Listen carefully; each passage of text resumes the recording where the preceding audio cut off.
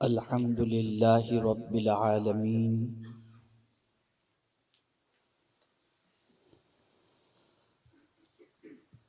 والعاقبۃ للمتقین والصلاة والسلام علی سید الانبیاء والمرسلین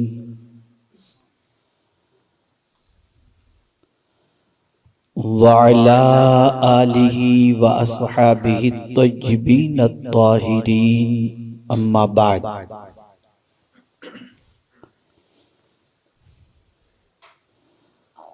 فاعوذ باللہ من الشیطان الرجیم بسم اللہ الرحمن الرحیم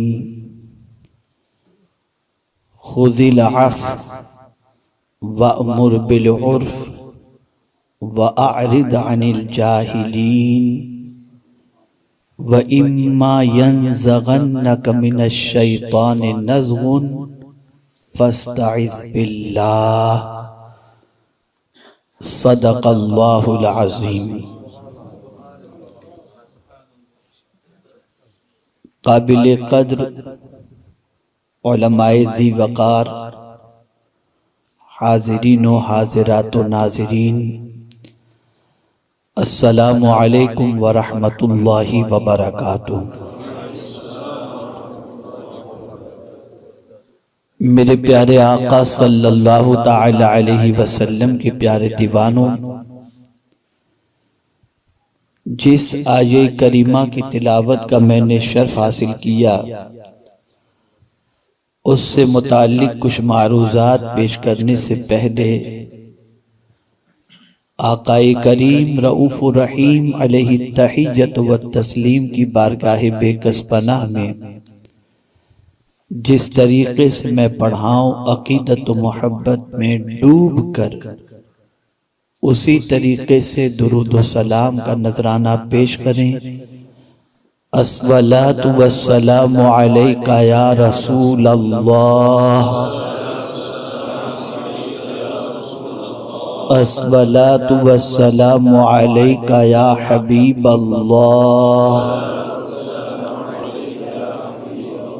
الصلاۃ والسلام علیک یا نبی اللہ، الصلاۃ والسلام علیک یا نور اللہ، وعلی آلک واصحابک یا حبیب اللہ، صلی اللہ تعالی علیہ وسلم۔ الحمدللہ بولٹن کی سرزمین پر مسجد نور الاسلام میرے ابتدائی ایام کے لیے یادگار بھی ہے، اور اس مسجد سے میرا بڑا پرانا ابتدائی رشتہ بھی موجود ہے، اور الحمدللہ اب اس مسجد میں نوجوان علماء، تعلیم یافتہ نوجوان کمیٹی کے اور تعلیمی میدان کے اندر ذمہ داری کو نبھا رہے ہیں، جیسے کہ مولانا محمد حسین قادری صاحب، مولانا کلیم قادری صاحب، مولانا خالد، اور اسی طریقے سے مسجد کے نوجوان ٹرسٹی حضرات جو دنیاوی اعتبار سے تعلیم یافتہ ہیں۔ امید کاملہ ہے کہ انشاءاللہ یہاں سے ایسی شمع روشن ہوگی جس کی روشنی پورے برطانیہ کے اندر انشاءاللہ پھیلے گی۔ اللہ ہم سب کو وہ دن دکھائے۔ قرآن مقدس اللہ کی وہ عظیم ترین کتاب ہے جو ہر ایشو پر گفتگو کرتی ہے۔ آپ کا سوشل ایشو ہو، میڈیکل ایشو ہو، ایجوکیشنل کا معاملہ ہو، ایجوکیشن کا ایشو ہو، فیملی کا ایشو ہو، بزنس کا ایشو ہو، اس لیے کہ جب میرے کریم نے کہہ دیا کہ وَلَا رَطْبٍ وَلَا يَابِسٍ إِلَّا فِي كِتَابٍ مُبِينٍ، تو پھر اس میں کوئی ایسی چیز نہیں ہے جو اس کے اندر موجود نہ ہو۔ تھوڑا سا اور آگے بڑھ کر کے عرض کروں تو اس کتاب میں آپ کا ذکر بھی موجود ہے، میرا ذکر بھی موجود ہے۔ فیہ ذکرکم، قرآن کہتا ہے اس میں تمہارا ذکر موجود ہے۔ کوئی ایسا بندہ نہیں جس کا ذکر اس کتاب کے اندر موجود نہ ہو۔ یہی وجہ ہے کہ حضرت احنف بن قیس رضی اللہ عنہ مولا تبارک و تعالیٰ عنہ فرماتے ہیں کہ قرآن ایسا آئینہ ہے کہ ہر آدمی اپنا چہرہ قرآن میں دیکھ سکتا ہے، ہر آدمی۔ پھر قرآن مقدس کا انڈیکس آپ کو نظر نہیں آئے گا کہ ابھی اتنی آیتیں ابتدا کی توحید پر ہیں، اتنی یہ ہیں، سب الگ الگ الگ الگ قرآن میں بکھری ہوئی آپ کو نظر آئیں گے۔ کبھی توحید کا ذکر شروع ہو رہا ہے تو پھر فوراً کہیں آخرت کا ذکر آ گیا، کہیں آخرت کا ذکر شروع ہو رہا ہے تو فیملی ایشوز کا ذکر آ گیا۔ یہ قرآن کا ایک ایسا انداز ہے کہ جس انداز کی مثال ملنا ممکن ہی نہیں ہے۔ اس وقت امت مسلمہ یہ سوچ رہی ہے کہ ہمارا دین سچا، ہمارا قرآن سچا، ہمارا رب سچا، ہمارے آقا صلی اللہ علیہ وسلم سچے، پھر ہم پوری دنیا کے اندر کیوں اس طریقے سے مارے مارے پھر رہے ہیں اور بیکورڈ کی حیثیت سے اپنی زندگی کو ہم کیوں گزار رہے ہیں؟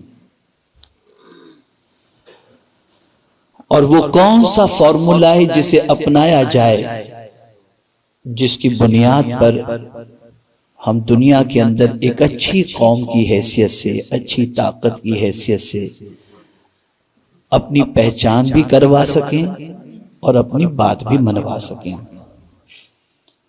یہ دنیا کا ہر دانشور اور خاص طور پر ملت کا درد رکھنے والا انسان اس وقت یہ سوچ رہا ہے، اور اس کے لیے مختلف کانفرنسز ہوتی ہیں، مختلف پلانز جو ہے وہ بنائے جاتے ہیں اور مختلف منصوبے بنائے جاتے ہیں کہ قوم کو ترقی کی طرف لے جانے کے لیے کیا کرنا چاہیے۔ اب آئیے میں آپ کو سیرت نبوی صلی اللہ علیہ وسلم اور قرآن کی روشنی میں ایک سوسائٹی کو کیسے اسٹرانگ کیا جائے۔ سوسائٹی سے مراد آپ مسجد کی سوسائٹی مت سمجھیے گا، سوسائٹی سے مراد آپ جو ہے کوئی آرگنائزیشن مت سمجھیے گا، یہاں پر سوسائٹی سے مراد پوری امت مسلمہ کو لے رہا ہوں، اور امت مسلمہ میں بالخصوص غلامان رسول کو میں لے رہا ہوں۔ ہم کیسے یونائٹ ہوں؟ کون سا فارمولہ ایسا ہے جسے رسول اعظم صلی اللہ تعالی علیہ وسلم نے اس طریقے سے اپنایا کہ آج حقیقی بھائی بھائی بھی ایک دوسرے سے محبت نہیں کر پاتے جیسی ہونی چاہیے، لیکن مصطفیٰ جان رحمت صلی اللہ علیہ وسلم نے انصار و مہاجرین کو ایسا بھائی بھائی بنا دیا کہ دنیا میں ایسے رشتے والے بھی بہت کم آپ کو نظر آئیں گے۔ تھوڑا سا سمجھنا ہے۔ تاجدار کائنات صلی اللہ تعالی علیہ وسلم نے جب دعوت کا آغاز فرمایا مکے کی سرزمین پر، تو رسول اعظم صلی اللہ علیہ وسلم نے 40 ایئرز تک پورے حجاز کی سچویشن اور وہاں بسنے والے لوگوں کی سچویشن کا مشاہدہ کیا، آبزرو کیا کہ یہ جو پورے انسان یہاں پر بستے ہیں ان میں کیا کیا چیزوں کی کمی ہے۔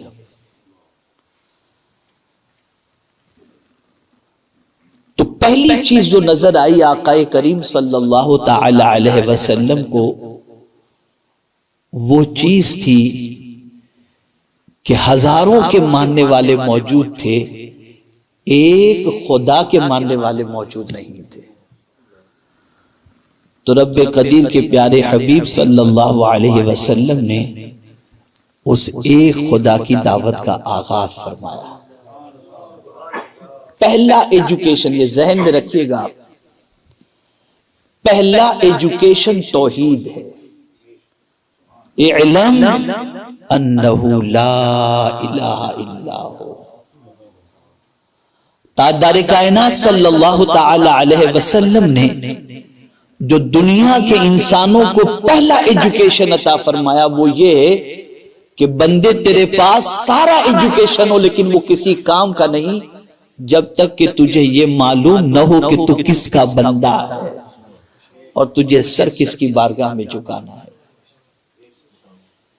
یہی وجہ ہے کہ ایجوکیشن ہونے کے باوجود عمرو ابن حشام کو جو جج تھا، حکم تھا، کہ اس وقت سوسائٹی کے اندر جو فیصلے کیے جاتے تھے وہ عمرو ابن حشام ہی کیا کرتا تھا، لیکن جب رسول اعظم صلی اللہ علیہ وسلم نے اس ایک ایجوکیشن کی طرف بلایا کہ آ اور کہہ دے کہ اللہ کے علاوہ کوئی عبادت کے لائق نہیں، اور اس نے جب انکار کیا تو رسول اعظم صلی اللہ علیہ وسلم نے اسے ٹائٹل بھی چھوٹا نہیں دیا، اتنا بڑا ٹائٹل دیا کہ اسی ٹائٹل سے وہ مشہور ہو گیا، اور وہ ٹائٹل ہے ابو جہل، جاہلوں کا باپ، حکم، جج۔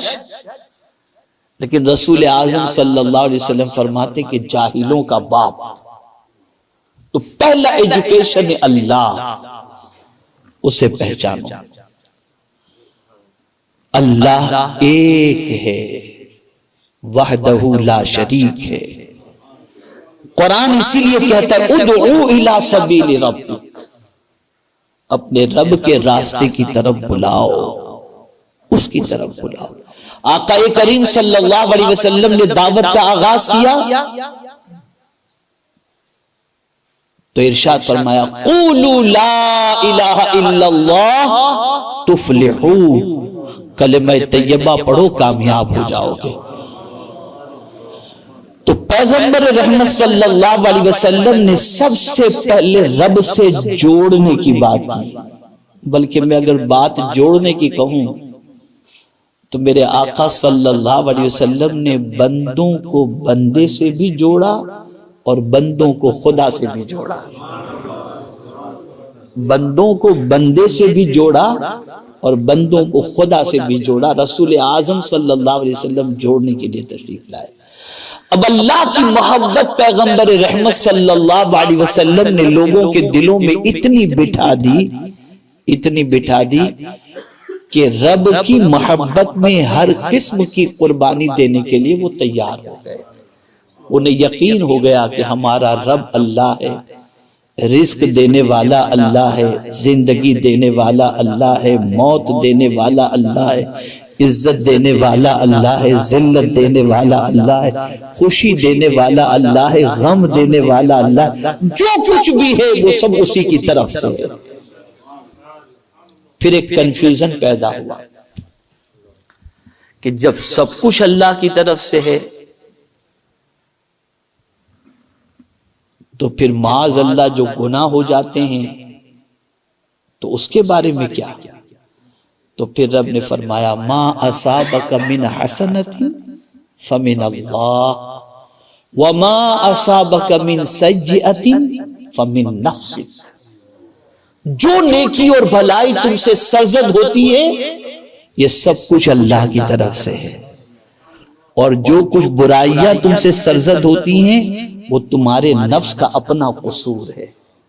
برائی کی نسبت قدرت کی طرف نہیں کی جا سکتی، برائی میں خود کا قصور، نیکی سب کچھ اللہ کی طرف سے۔ یہاں ایک ذہن دے دیا گیا، اور وہ ذہن کیا ہے؟ تم کوئی بھی اچھا کام کرو اسے اپنا کمال نہ سمجھو، اسے رب کا کرم سمجھو۔ کوئی بھی اچھا کام کرو اس میں اپنا کمال نہ سمجھو، اسے رب کا کرم سمجھو۔ اس کو میں ایک واقعے کے ذریعے سمجھاؤں۔ جب حضرت ایوب علیہ السلام نے صبر کیا اور بہت صبر کیا، اتنا صبر کیا کہ صبر ایوب مشہور ہو گیا، اور پروردگار جل جلالہ ان کے صبر سے اتنا راضی ہوا کہ فرمایا اِنَّا وَجَدْنَاهُ صَابِرًا، بے شک ہم نے ان کو صبر کرنے والا پایا۔ نعم العبد، کتنا اچھا بندہ ہے، کتنا اچھا بندہ ہے۔ قرآن نے حضرت ایوب علیہ السلام کی تعریف کی تو مچل گئے۔ کبھی ہوتا ہے نا کسی کی تعریف کرو تو آدمی مچل جاتا ہے، تو حضرت ایوب علیہ السلام بھی مچل گئے اور تعریف کو سن کر اپنے رب سے کہنے لگے مولا میں نے کیسا صبر کیا نا، مچل گئے، میں نے کیسا صبر کیا نا۔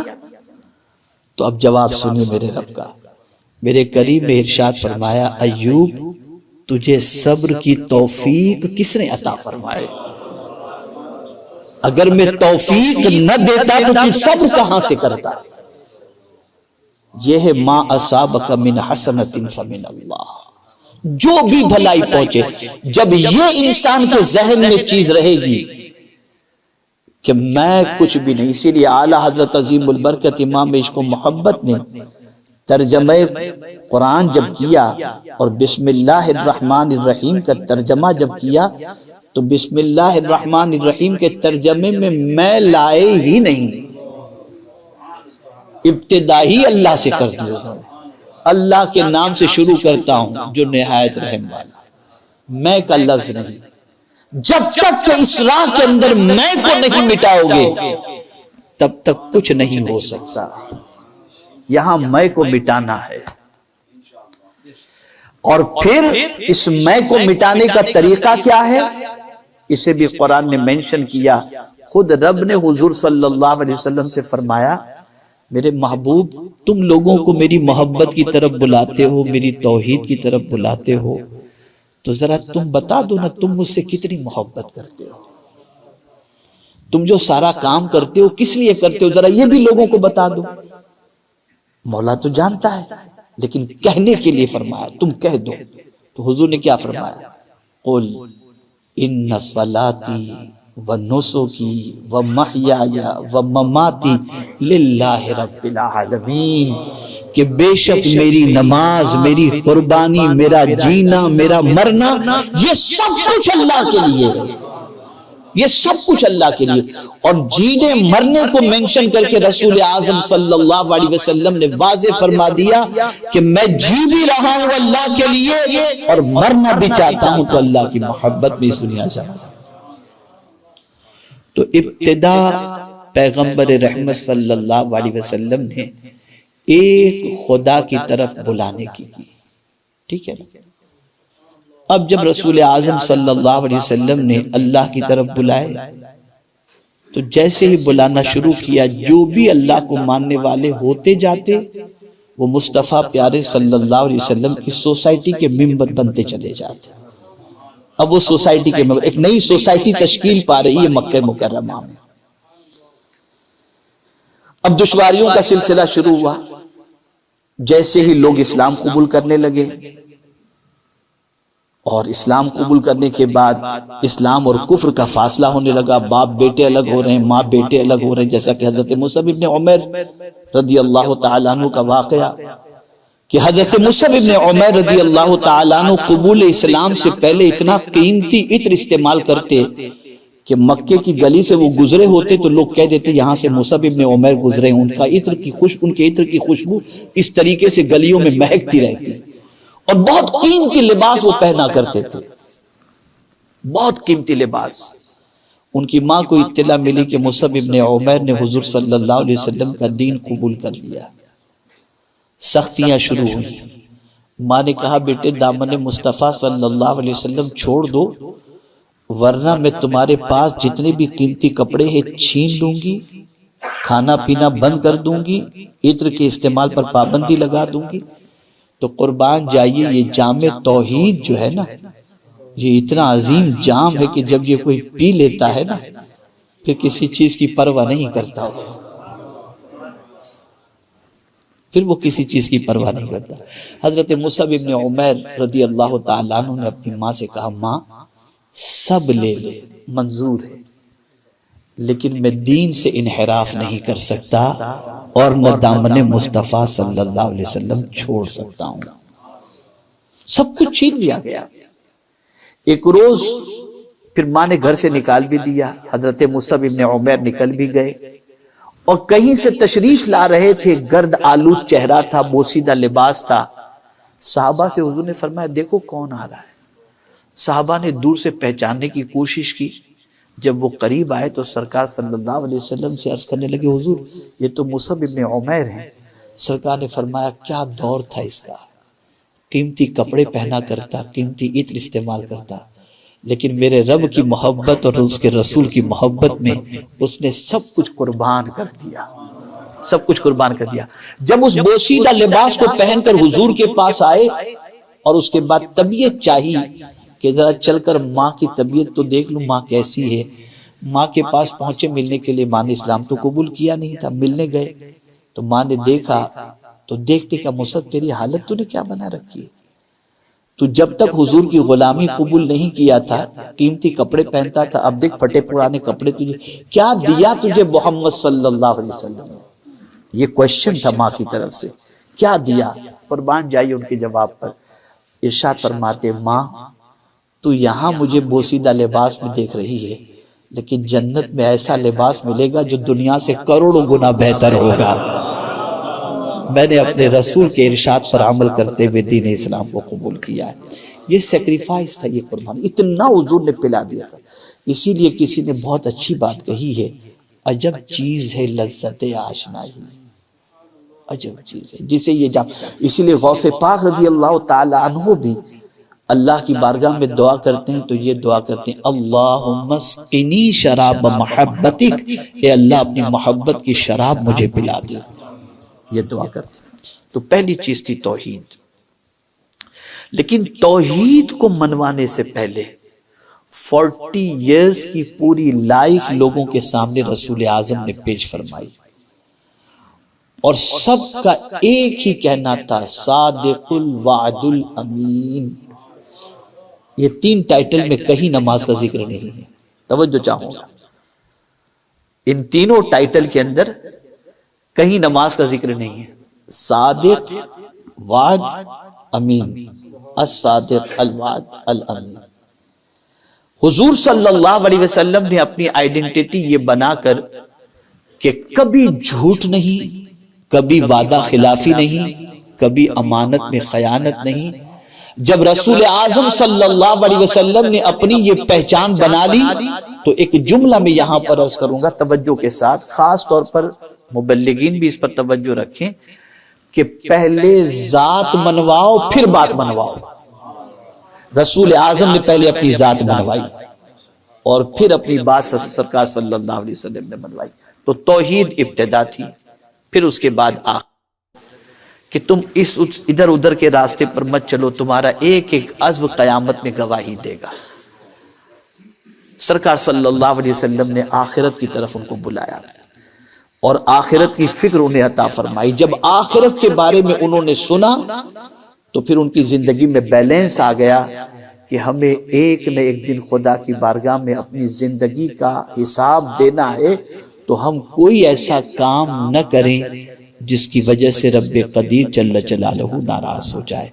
اب رسول اعظم کے صدقے میں توحید، رسول اعظم صلی اللہ علیہ وسلم کے صدقے میں فکر آخرت، اب جب یہ ساری چیزیں پیغمبر رحمت صلی اللہ علیہ وسلم سے ملنے لگی تو ان کے اندر ایک ایسی کیفیت پیدا ہوئی کہ رسول اعظم صلی اللہ علیہ وسلم پر مر مٹنے کے لیے تیار ہوئی۔ لیکن چونکہ پیغمبر اعظم صلی اللہ علیہ وسلم کا ایکسپیرینس تھا، اس ایکسپیرینس کے اندر کوئی بھی ایمان سے ہاتھ دھو بیٹھ سکتا ہے، کوئی بھی اسلام چھوڑ سکتا ہے، اور اسلام چھوڑنے کے لیے اور دعوت اسلام کو چھوڑنے کے لیے جو فارمولا اس زمانے میں اپنایا گیا تھا حضور صلی اللہ علیہ وسلم کے ساتھ، تو حضور صلی اللہ علیہ وسلم نے اس ایکسپیرینس کو سامنے رکھتے ہوئے اپنے صحابہ کی تربیت فرمائی۔ ایکسپیرینس کیا تھا؟ وہ یہ تھا کہ رسول اعظم صلی اللہ علیہ وسلم کو آفر دی گئی، آپ کو جتنی دولت چاہیے ہم دینے کے لیے تیار ہیں. عرب کی جس لڑکی سے، خوبصورت لڑکی سے آپ شادی کرنا چاہیں اس سے شادی کرانے کے لیے تیار ہیں، لیکن آپ دین کا کام نہ کریں، اللہ کی طرف نہ بلائیں، اسلام کی دعوت پیش نہ کریں. تو میرے آقا صلی اللہ علیہ وسلم نے فرمایا کہ میرے ایک ہاتھ میں چاند اور ایک ہاتھ میں سورج رکھ دو، اور اگر تم کہو کہ میں دین کا کام چھوڑ دوں، میں سب ٹھکرا سکتا ہوں، دین کا کام نہیں چھوڑ سکتا. تو اب سرکار نے محسوس کیا، دیکھیں میں اسٹیپ بائی اسٹیپ چل رہا ہوں تاکہ آپ سمجھ سکیں. رسول اعظم صلی اللہ علیہ وسلم نے محسوس کیا کہ میری امت کو دین کے کام سے روکنے کے لیے جس طرح میرے ساتھ حربہ استعمال کیا گیا وہ حربہ استعمال کیا جائے گا. تو رسول اعظم نے سب سے پہلے صحابہ کی زندگی میں پیورٹی پیدا کی کہ کوئی بھی کام دولت کے لیے نہیں کرنا، اللہ کے لیے کرنا ہے، اور محبت دنیا دل سے نکال. اسی لیے اعلیٰ حضرت عظیم البرکت امام عشق و محبت کہتے ہیں، تو جو چاہے تو ابھی میل میرے دل کے دھلیں، کہ خدا دل نہیں کرتا کبھی میلا تیرا. سرکار صلی اللہ تعالی علیہ وسلم کا دل بالکل صاف. اب رسول اعظم نے صحابہ اکرام علیہم الرضوان کی تربیت فرمائی، پیورٹی ان کے اندر پیدا فرمائی کہ تمہیں جو بھی کرنا ہے اللہ کے لیے کرنا ہے، اور جو کرو گے اس کا اچھا کرو گے تو اجر ملے گا، برا کرو گے تو اس کی سزا ملے گی. اب صحابہ کی سچویشن یہ ہوئی کہ ہر کام کے اندر اللہ کی طرف ان کی نظر رہتی، کوئی بھی کام اپنی ذات کے لیے قطعی طور پر نہ کرتے. اب آپ اور ہم سب کہتے ہیں کہ ہم بھی اللہ کے لیے کرتے ہیں، آپ اور ہم سب کہتے ہیں ہم اللہ کے لیے کرتے ہیں، جو بھی دین کا کام کرتے ہیں، لیکن یہ کیسے سمجھا جائے کہ ہماری لائف کے اندر پیورٹی ہے؟ تو حضرت حسن بصری رضی اللہ تعالیٰ عنہ سے پوچھا گیا کہ یہ بتائیے اخلاص کسے کہتے ہیں، پیورٹی کسے کہتے ہیں؟ کتنی پیاری بات انہوں نے بتائی. ارشاد فرماتے ہیں اخلاص سے کام کرنے والے بندے کو چاہیے جو کہتا ہے کہ میں مخلص ہوں، اس کو دودھ پیتے بچے جیسا ہو جانا چاہیے. جو بچہ دودھ پیتا ہے نا اس جیسا ہو جانا چاہیے. تو پوچھنے والے نے پوچھا اس سے مراد کیا؟ کہا دودھ پیتے بچے کو گالی دو اس کو فرق نہیں پڑتا، اور تعریف کرو تو بھی فرق نہیں پڑتا. اسے تو بھوک لگتی ہے تو ماں کے پستان کی طرف توجہ دے دیتا ہے. تو بس اگر کوئی شخص نہ تعریف کی فکر کرے اور نہ گالیوں کی فکر کرے، اس کی نظر تو بس ایک ہی ہو، میرے مولا تو راضی ہو جا، بس سمجھ لو کہ وہ بندہ پیورٹی کا مرتکب ہو چکا ہے. یہ ہے پیورٹی. ہماری تعریف نہ ہو تو ہم دوسری جگہ جائیں گے نہیں، اور برائی ہو تو اس کو سلام نہیں کریں گے. خیر، یہ اس طرح سے رسول اعظم صلی اللہ علیہ وسلم نے تربیت فرمائی. اب آئیے اتنی سی باتوں کے بعد، حالانکہ یہی ٹاپک بہت لمبا ہے، لیکن میں نے جس آیت کی تلاوت کا شرف حاصل کیا ہے وہ سوسائٹی کو یونائٹ کرنے کے سلسلے میں، اور سیسا پگھلائی ہوئی دیوار سرکار صلی اللہ علیہ وسلم نے صحابہ کی کیسی بنا دی تھی، کیسی محبت پیدا فرما دی تھی، اسے تھوڑا سا سمجھنا ہے. پہلی چیز یونیٹی کے سلسلے میں ضروری ہے. رسول اعظم صلی اللہ علیہ وسلم سے رب نے فرمایا خذی العفو، معافی کو اختیار کرو. حضور سے فرمایا جا رہا ہے کیا چیز؟ بولیے، آپ سن رہے ہیں نا، سمجھ رہے ہیں نا؟ بھئی ایسا تو نہیں ہے کہ سر کے اوپر سے بات جا رہی ہے، سمجھ رہے ہیں نا آپ میری بات؟ تو کیا چیز حضور سے فرمائے گی؟ خذی العفو، معافی کو اختیار کرو. یونیٹی کے لیے سب سے پہلا فارمولا لیٹ گو کرنے کی عادت رکھنا ہے. عفو درگزر. اب ہوتا کیا ہے کہ آدمی یہ سوچتا ہے میں معاف کر دوں میری عزت چلی جائے گی، میں چھوڑوں گا نہیں. شوہر ہے تو بیوی کے معاملے میں کہتا ہے میں اسے نہیں چھوڑوں گا، باپ ہے تو بیٹے کے معاملے میں کہتا ہے میں اسے نہیں چھوڑوں گا. سوسائٹی کا کوئی ذمہ دار ہے تو سوچتا ہے کہ میں اگر بڑا ہو کر کے میں معاف کر دوں گا تو اس کی عادت بگڑ جائے گی.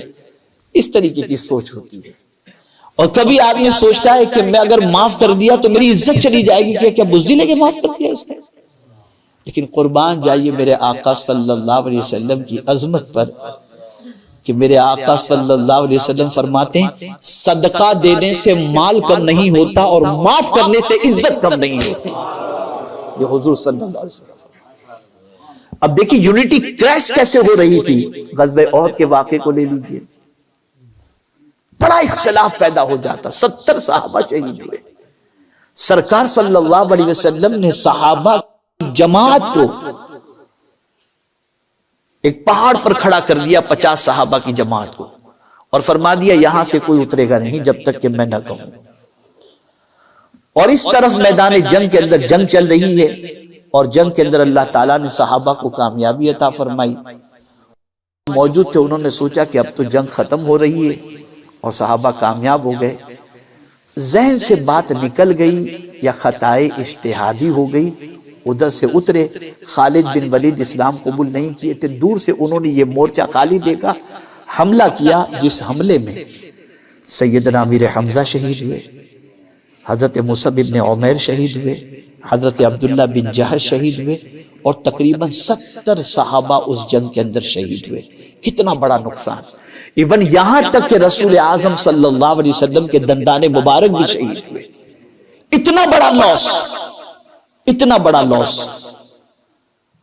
اب سرکار صلی اللہ تعالی علیہ وسلم ان صحابہ کی مسٹیک پر, ان پر سخت سرزنش کرتے, ان کو غلامی سے خارج کر دیتے, ان کو کڑی سے کڑی سزا دیتے.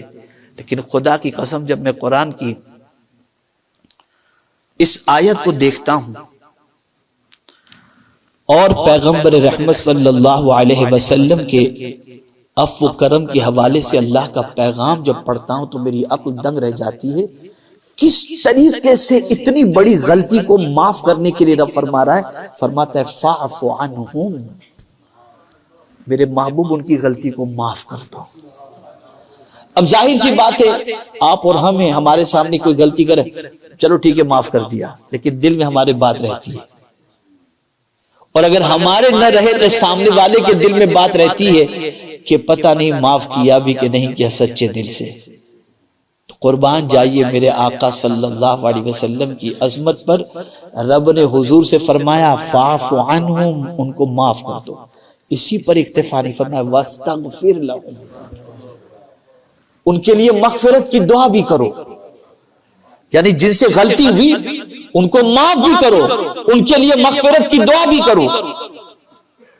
اور پھر قربان جائیے اور مزید مضبوطی کے لیے فرمایا وَشَاوِرْهُمْ فِي الْأَمْرِ, اور ان سے کاموں کے اندر مشورہ بھی لے لو تاکہ اطمینان ہو جائے کہ حضور نے معاف فرما دیا.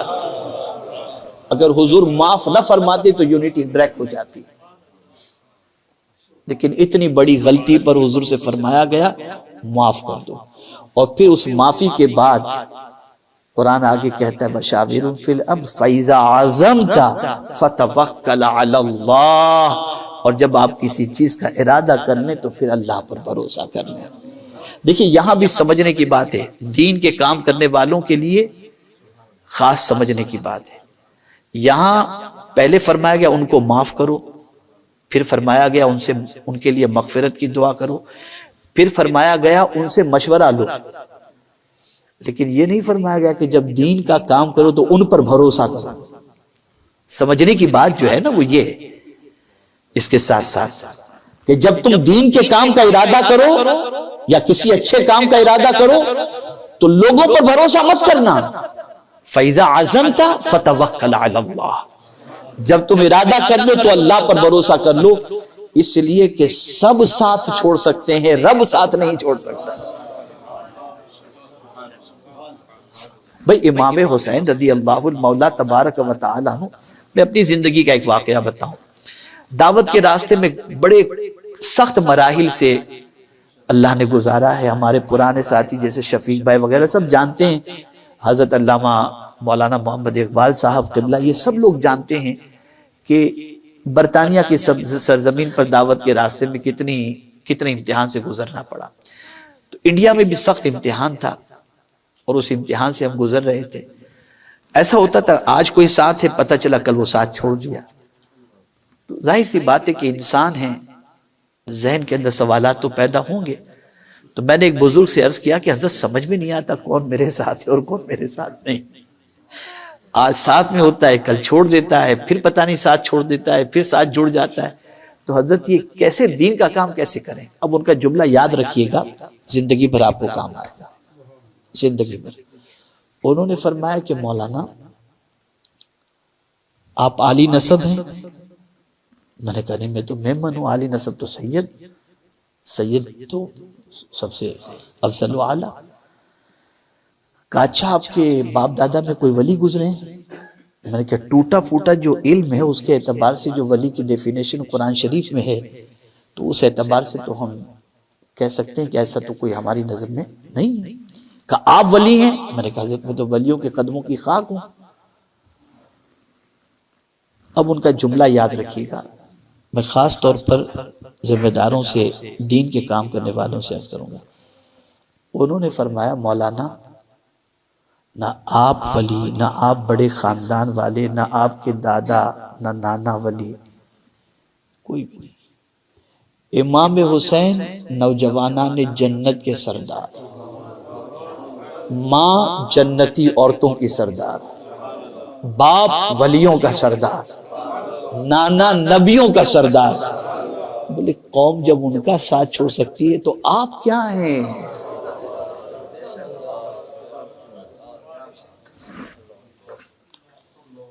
اس لیے جب بھی کام کرو قوم پر بھروسہ کر کے نہیں، اللہ پر بھروسہ کر. یہ بات زندگی بھر یاد رکھیے گا، اللہ پر.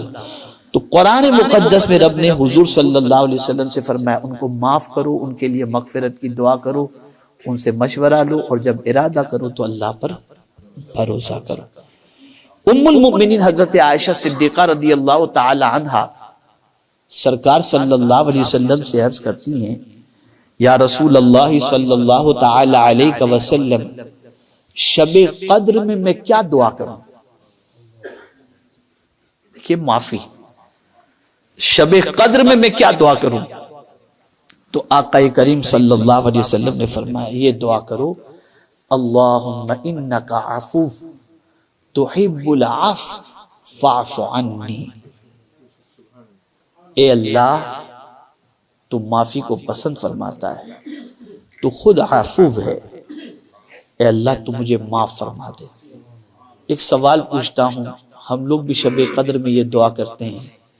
ہم تو چاہتے ہیں اللہ ہمیں معاف فرما دے، لیکن ہم اللہ کے بندوں کو معاف کرنے کے لیے تیار ہیں.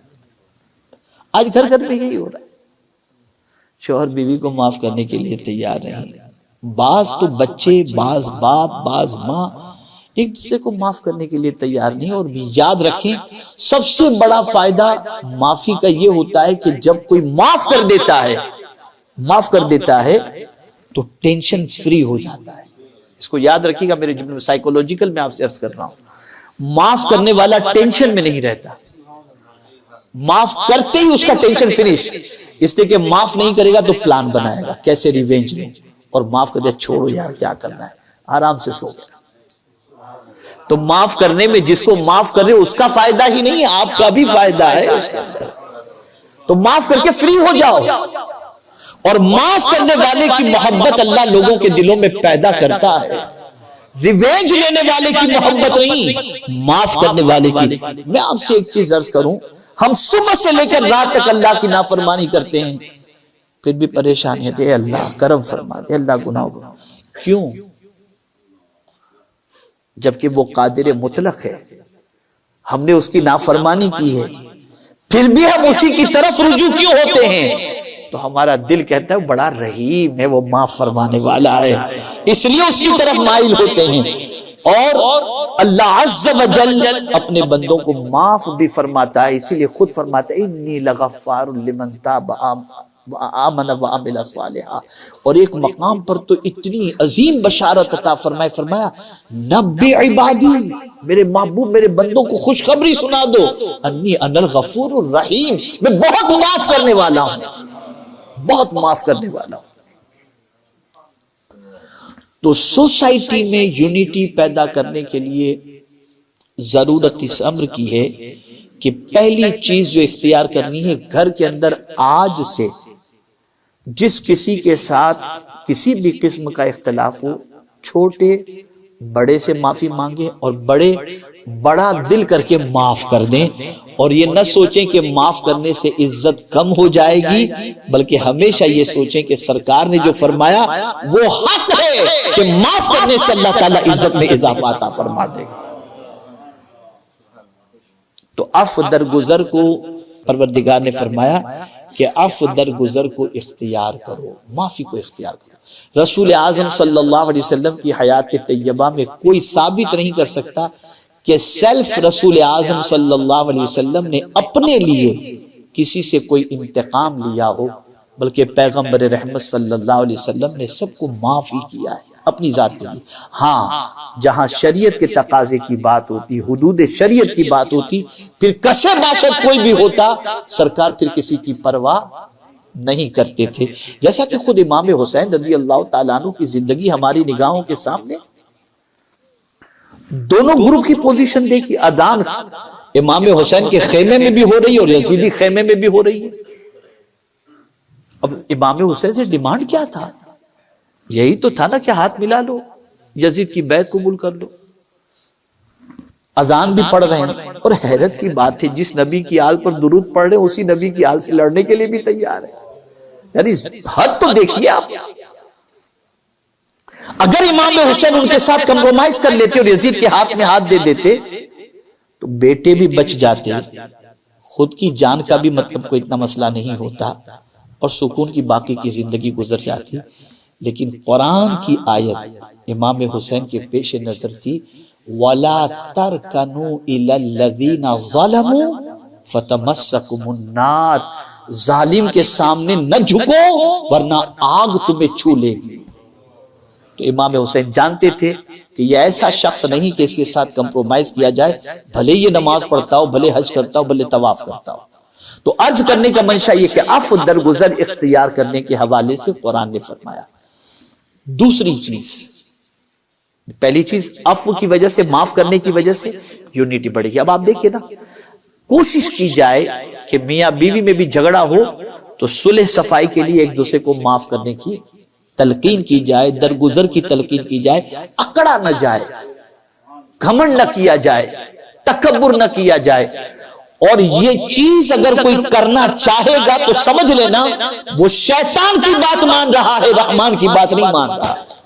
رحمان تو چاہتا ہے کہ تمہارے درمیان یونٹی ہو، رسول اعظم صلی اللہ علیہ وسلم تو چاہتے ہیں کہ یونٹی ہو۔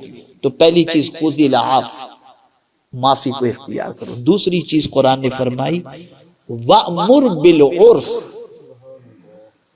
بھلائی کا حکم دو۔ بھلائی کا حکم دینے سے بھی کیا ہوگا؟ جب تم بھلائی کا حکم دو گے نا تو اس سے بھی تمہارے اندر یونٹی پیدا ہوگی، اتفاق و اتحاد پیدا ہوگا۔ اللہ اکبر۔ اب اس کا خیال حضور صلی اللہ علیہ وسلم نے تربیت میں کتنا رکھا، آپ دیکھیں۔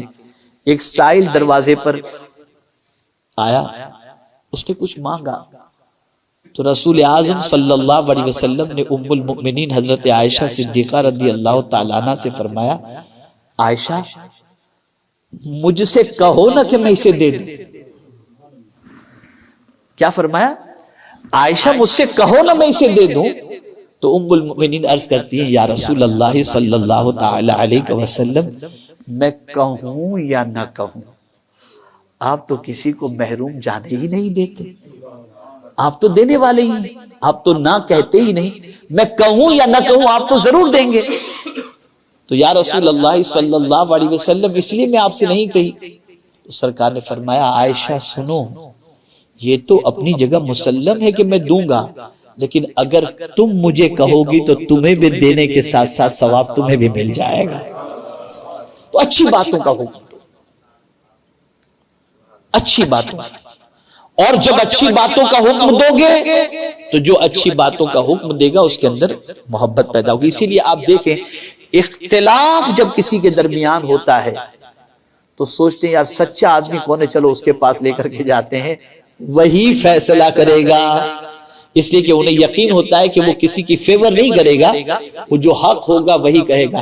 تو یہاں قرآن نے کہا اچھی باتوں کا حکم دو، اور جب اچھی باتوں کا حکم دو گے تو آہستہ آہستہ اچھائیاں کرنے والے لوگوں کے درمیان اللہ نہ کرے کوئی اختلاف ہوگا تو اللہ تعالیٰ اسے بھی ختم فرما دے گا۔ تو پہلی چیز وَأْمُرْ بِالْعُرْفِ، پہلی چیز خُذِ الْعَفْوَ وَأْمُرْ بِالْعُرْفِ، اور تیسری چیز فرمائی گئی وَأَعْرِضْ عَنِ الْجَاهِلِينَ، جاہلوں سے اعراض کرو، جاہلوں سے اعراض کرو۔ جو ان پڑھ ہیں، گوار ہیں، ان کی باتوں میں کوئی دم نہیں ہوتا، بھائی ادھر کی ادھر کی ٹھوکم ٹھاک، انہیں کیا معلوم سوسائٹی کی ضرورت کیا ہے، اب وہ بیچ میں ٹپ ٹپ کرتے رہتے ہیں، بولتے رہتے ہیں۔ ارے بات کرنے کا طریقہ بھی حضور نے سکھایا نا۔ آپ کو بتاؤں رسول اعظم صلی اللہ علیہ وسلم کس طرح سے بات کرتے؟ تو حدیث مبارکہ میں ہے کہ جب حضور صلی اللہ علیہ وسلم کے سامنے کوئی شخص کچھ بات کہہ رہا ہوتا تو سرکار بیچ میں نہیں بولتے تھے، سنتے تھے چپ چاپ۔ جب اس کی بات کمپلیٹ ہوتی پھر حضور صلی اللہ علیہ وسلم فرمایا کرتے۔ یہ طریقہ ہے، اگر کوئی اس پر عمل کرتا ہے تو سنت پر عمل پر بات کرنے پر بھی عبادت کا ثواب اللہ اسے عطا فرمائے۔ اور یہاں اگر آج سچویشن دیکھی جائے تو منہ سے نوالا نہیں چھینا جاتا، الفاظ چھینے جاتے ہیں۔ یہ سچویشن ہے چونکہ ہم نے پڑھا ہی نہیں، ہم نے پڑھا ہی نہیں۔ زندگی رہی تو میں آپ پھر کبھی گفتگو آپ کے سامنے کروں گا، کس سے کیسے بات کی جائے قرآن کی روشنی میں، ماں باپ سے کیسے بات کی جائے، اللہ سے کیسے عرض کیا جائے، رسول اللہ صلی اللہ علیہ وسلم سے کیسے عرض کیا جائے، مانگنے والے سے کیسے بات کی جائے، یہ سارے طریقے اللہ نے قرآن میں، کسی آپ منسٹر سے ملنے جا رہے اس سے کیسے بات کی جائے، سب طریقے اللہ نے قرآن مقدس میں بتائے، سارے طریقے۔ اس میں سے ایک طریقہ جنرل، چونکہ فرمایا گیا نا اعرض عن الجاہلین، جاہلوں سے اعراض کرو، تو اب جاہل بھائی چل تو جا چل، یہ نہیں کہنا، ان سے بھی کیسے بات کرنا اس کو قرآن نے سکھایا ہے۔ اس لیے کہ معلوم ہے تم ایسا کہو گے تو وہ آستین چڑھا لے گا، وہ آستین چڑھا لے گا، اس لیے اس سے ایسے بات مت کرو۔ اس کا طریقہ بھی قرآن نے سکھایا، اور یہ اولیاء ایسا ہی کرتے ہیں، ان کی صفت قرآن نے بیان فرمائی وَإِذَا خَاطَبَهُمُ الْجَاهِلُونَ قَالُوا سَلَامًا۔ اور جب جاہلوں سے مخاطب ہوتے ہیں نا تو کہتے ہیں بھائی جا اللہ تجھے سلامت رکھے، یعنی جاہلوں کو بھی سلامتی کی دعا۔ اس کو اصطلاح شریعت کے اندر سلام متارکت کہتے ہیں، سلام متارکت اسے کہتے ہیں کہ بس یہ ایسا سلام کہ بھائی اس سے تعلق تو ہمیں کچھ نہیں رکھنا، لیکن اس میں بھی اس کی سلامتی کی دعا دے دو، اللہ تجھے سلامت رکھے، تو جھگڑا نہیں ہوگا، تو جھگڑا۔ لیکن جہاں آپ نے آستین چڑھائی کیا پریشان کرتا رہتا ہے، جہاں آپ نے اس طریقے کی بات کی جھگڑا شروع ہو جائے گا۔ لیکن اللہ اور اس کے رسول چاہتے ہیں یونیٹی رہے، پڑھے لکھے بھی آپ کے ساتھ ہوں گے، آپ کے ساتھ جاہل بھی ہوں گے، تو سب کے ساتھ آپ کا بیہیویئر کیسا ہو یہ قرآن نے اس کو مینشن کیا ہے۔ اور ایک مقام پر تو بڑی پیاری بات قرآن نے فرمائی وَقُلْ لِعِبَادِي يَقُولُ الَّتِي هِيَ أَحْسَنُ، جھگڑے کی بنیاد بھی دیکھیں قرآن بتاتا ہے آگے وَقُلْ لِعِبَادِي يَقُولُ الَّتِي هِيَ أَحْسَنُ إِنَّ الشَّيْطَانَ يَنزَغُ بَيْنَهُمْ إِنَّ الشَّيْطَانَ كَانَ لِلْإِنسَانِ عَدُوًّا مُبِينًا۔ قرآن کہتا ہے میرے بندوں سے کہہ دو کہ وہ جب بھی کہیں نا تو اچھی بات کہیں۔ اللہ فرماتے ہیں اپنے محبوب صلی اللہ علیہ وسلم سے کہ میرے بندوں سے آپ کہہ دیجئے کہ جب بھی وہ بات کریں اچھی بات کریں، بے شک شیطان جو ہے نا وسوسے پیدا کرتا ہے، یعنی ایک لفظ نکلا اس کے کئی معنی دماغ کے اندر پیدا گئے، اس لیے بولے تو نہیں ہوں گے، یہ مقصد تو نہیں ہوگا، یہ ریزن تو نہیں ہوگا، یہ وسوسے۔ تو آپ اچھی بات اگر کرو گے تو وسوسے پیدا ہی کہاں سے کرے گا وہ؟ اس لیے قرآن نے کہہ دیا کہ جب بھی بندوں سے بات کرو اچھی بات کرو۔ ان الشیطان ینزغ بینہم ان الشیطان کان للانسان عدوا مبینا، شیطان انسان کا کھلا ہوا دشمن ہے۔ اور مجھے افسوس اس بات کی ہے، افسوس اس بات پر ہے کہ انسان شیطان کے وسوسے کا شکار تو ہو جاتا ہے لیکن رحمان کی باتوں پر عمل کرنے کے لیے تیار نہیں ہوتا۔ اب کبھی ایسا بھی ہو سکتا ہے کہ آپ پرفیکٹ بھی ہوں، ساری چیزیں ہوں، اندر سے شیطان پرابلم کریٹ کرے، مت چھوڑنا تو حق پر ہے، یہ ساری چیزیں۔ تو قرآن نے کہا وَإِمَّا يَنزَغَنَّكَ مِنَ الشَّيْطَانِ نَزْغٌ، جب شیطان تمہیں جھگڑے کے لیے وسوسے پیدا کرے، ورغلائے، تو تمہیں کچھ نہیں کرنا، فَاسْتَعِذْ بِاللَّهِ، اللہ کی پناہ مانگ لو۔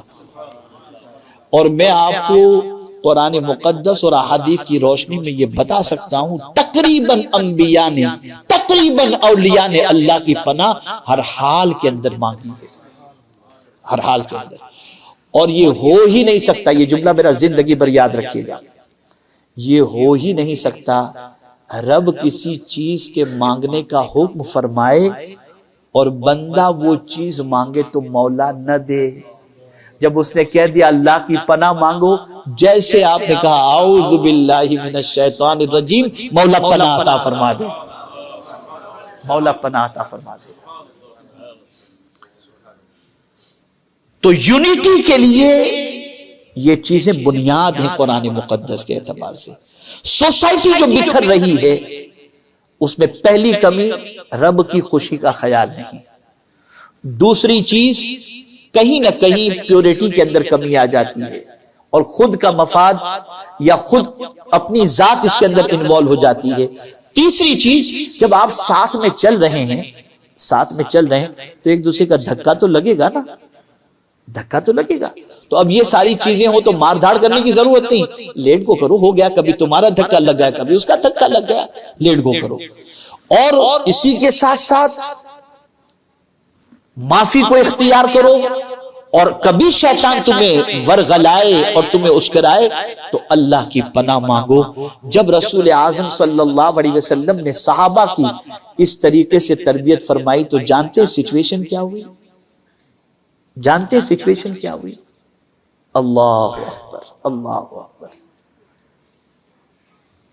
ایک پیالہ پانی کا ہے، میدان جنگ میں زخمی صحابہ موجود ہیں، پلانے والا پہلے زخمی صحابی کے پاس پہنچتا ہے اور چاہتا ہے کہ ان کی زندگی اور موت قریب سے قریب، زندگی ختم ہونے کے قریب ہے، موت کے قریب ہیں، شہادت کے قریب ہیں، میں انہیں پانی پیش کروں۔ جیسے ان کو پانی پیش کرنے کے لیے جاتا ہے وہ شخص یا جو بھی جاتے ہیں، دوسرے زخمی صحابی العطش، العطش کہتے ہیں، میں کیسے پانی پیوں، میرا بھائی پیاسا ہے، پہلے اس کو پانی پلاؤ۔ ایسی سچویشن میں پانی پینے کی بجائے دوسرے بھائی کی طرف، وہاں جب پہنچے تو تیسرے نے آواز دی تو انہوں نے کہا میں کیسے پانی پیوں، میرا بھائی پیاسا موجود ہے۔ تیسرے کی طرف، یہاں تک کہ 7 صحابہ کا کم و بیش ذکر ہے، ان کے پاس پہنچے اور جب وہاں پہنچے تو وہ بھی شہید، پہلے کے پاس پہنچے تو وہ بھی شہید۔ رسول اعظم نے ایسا نظام قائم کیا تھا اور یونیٹی ایسی قائم فرما دی تھی جس کی کوئی انتہا نہیں۔ اب میں آپ کو بتاؤں، آپ پوری دنیا میں سنتے ڈیوائیڈ اینڈ رولز، یہ جانتے کہ مسلمان یوں شکست نہیں کھا سکتے، ان کو ڈیوائیڈ کرو اور اس کے بعد ان کے اوپر حکومت کی جا سکتی ہے۔ اور ہم اتفاق سے تعلیمات نبویہ کو فراموش کر کے سازشوں کے شکار ہو گئے۔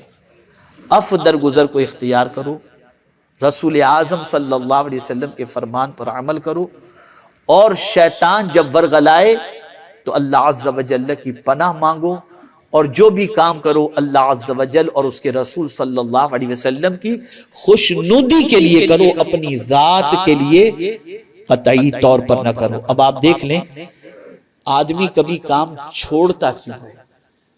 میں نے بہتوں کو چھوڑتے دیکھا ہے، وہ چیز مانگتا ہے جو جیتے جی مل نہیں سکتی۔ مولانا خالد صاحب غور سے سنیے گا، وہ چیز چاہتا ہے جو جیتے جی نہیں مل سکتی۔ 2 چیزیں ایسی ہیں جس کی تمنا جیتے جی انسان کو نہیں کرنی چاہیے۔ پہلی چیز ہے قبر، وہ جیتے جی ملے گی کسی کو؟ بولیے آپ جواب دیں، مجھے اطمینان ہو تھوڑا سا، جیتے جی ملے گی؟ کب ملے گی؟ مرنا پڑے گا۔ تو قبر بھی مرنے کے بعد اور قدر بھی دنیا مرنے کے بعد کرے گی۔ یہ 2 چیزیں جیتے جی نہیں ہوتی، یہ 2 چیزیں مرنے کے بعد ہی ملیں گی آپ کو۔ جیتے جی بہت ڈیفیکلٹ ہے، بہت ڈیفیکلٹ ہے، اسی لیے قرآن نے واضح لفظوں میں فرما دیا وَمَن تَطَوَّعَ خَيْرًا فَإِنَّ اللَّهَ شَاكِرٌ عَلِيمٌ۔ جو اللہ کی خوشی کے لیے بھلائی کا کام کرتا ہے اللہ قدر کرنے والا ہے اور جاننے والا ہے. کوئی کرے یا نہ کرے اپنے مولا کی رضا کے لیے کام کرتے چلے جاؤ.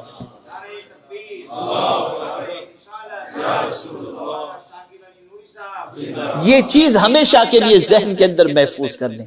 یہ دو چیزیں جیتے جی نہیں ملتی، یہ مرنے کے بعد. ہم نے دیکھا ہے، ہم نے اپنے بڑوں کو دیکھا ہے کیا پوزیشن رہی اور آج ان کی کیا پوزیشن ہے. تو کبھی قدر دنیا کرے جہاں یہ خیال آ گیا کہ آپ کا کام اپنے لیے ہو گیا، نہیں، بس مولا تو، بس ایک ہی چیز. تو میرے پیارے آقا صلی اللہ تعالی علیہ وسلم کے پیارے دیوانوں، میں سمجھتا ہوں مجھے جتنا وقت دیا گیا تھا تقریباً وہ وقت مکمل ہو چکا. اب ایک بات یونٹی کے حوالے سے میں آپ کے سامنے عرض کر دوں، اور وہ یہ ہے کہ اگر ریت ہے، ریت سمجھتے ہیں نا، میرا خیال ہے سب سمجھتے ہوں گے، ریت سمجھتے ہیں نا؟ ہاں، وہ ریت کو آپ اتنی ساری ریت کو لیجئے اور کوئی کانچ کی کھڑکی اس کے اوپر پھینکیے، کانچ کی کھڑکی ٹوٹے گی؟ نہیں ٹوٹے گی نا، ریت تو بکھری ہوئی. اتنی سی ریت اٹھا کر ماریے آپ، شیشہ نہیں ٹوٹے گا، کانچ نہیں ٹوٹے گا. لیکن اتنا سا پتھر ماریں گے نا آپ تو کانچ ٹوٹ جائے گا.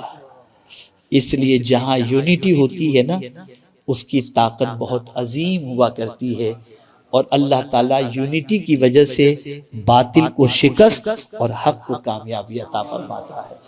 اور اس کے لیے ایک حدیث میں آپ کی سماعتوں کے حوالے کر دوں، سب اس کو ذہن کے اندر رکھیں. حضرت انس رضی اللہ المولا تبارک و تعالی عنہ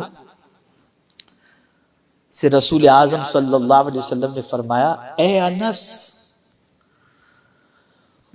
تجھ سے ہو سکے تو صبح اس حال میں کر کہ کسی مومن کے لیے تیرے سینے میں کینہ نہ ہو. سرکار صلی اللہ علیہ وسلم فرماتے، آگے بشارت سنی، فرماتے تجھ سے ہو سکے تو اس حال میں کر کہ کسی مومن کے لیے تیرے سینے میں کینہ نہ ہو. اور اے انس، یہ میری سنت ہے، اور جس نے میری سنت سے محبت کی اس نے مجھ سے محبت کی، اور جس نے مجھ سے محبت کی وہ جنت میں میرے ساتھ ہوگا. تو سینے کو کینے سے پاک کرو، کام کرنے والوں کی قدر کرو، یونٹی پیدا کرو، رسول اعظم صلی اللہ علیہ وسلم کے واسطے سے محبت، اتفاق اور اتحاد کے ساتھ کام کو آگے بڑھاؤ. مجھے اطلاع ملی کہ ماشاءاللہ مسجد نور الاسلام نے ایک یہاں کے لوگوں نے ماشاءاللہ ایک بہت بڑی جگہ لی ہے، بہت بڑا پلان ہے، بہت کچھ کرنے کی تمنا ہے، اور جوان کا تو معاملہ ہوتا ہی ایسا ہے. حضور صلی اللہ علیہ وسلم نے فرمایا جوانوں کی قدر کرو. سرکار صلی اللہ علیہ وسلم جملہ سنیے گا، حضور صلی اللہ علیہ وسلم کا ارشاد، جوانوں کی قدر کرو، اس لیے کہ میں نے جب اسلام لوگوں کے سامنے پیش کیا نا تو سب سے پہلے قبول کرنے والے جوان ہی تھے. سرکار جوان ہی تھے. تو یہ جوان اٹھے ہیں ماشاءاللہ، اور خوشی کی بات یہ ہے کہ صرف دنیاوی تعلیم یافتہ نہیں اٹھے، دینی تعلیم یافتہ بھی اٹھے ہیں، تربیت یافتہ بھی اٹھے ہیں. تو میں گزارش کروں گا کہ ایک ایسا ادارہ اور اتنا بہترین یہاں پر جو ہے وہ ادارہ اور انسٹیٹیوٹ قائم ہو جائے جہاں پر دل سنوارنے کے لیے بھی لوگ آئیں اور دماغ سنوارنے کے لیے بھی لوگ آئیں، اور قبر سنوارنے کے لیے بھی آئیں اور آخرت سنوارنے کے لیے بھی آئیں. اللہ تعالیٰ اپنے حبیب صلی اللہ علیہ وسلم کے صدق و طفیل امام عشق و محبت کے اس شعر کے مطابق ہمیں کام کی توفیق عطا فرمائے کہ کام وہ لے لیجئے تم کو جو راضی کرے، ٹھیک ہو نام رضا تم پہ کروڑوں درود، وما علینا الا البلاغ المبین. السلام علیکم ورحمۃ اللہ وبرکاتہ.